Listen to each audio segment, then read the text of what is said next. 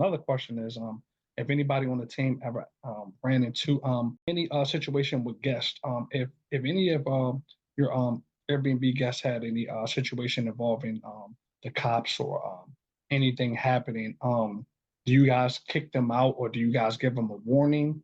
How do you guys handle that situation? And Wow. Okay.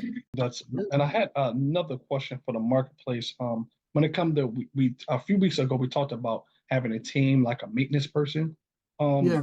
I know if you guys maintenance person come out and fix something on a property for you, if they actually come out and fix something on a property for you, and then say if they don't do the job correctly or they just don't do the job completely, do you still pay them for that time or do you just have them do the job next time, or how do you handle that type of situation?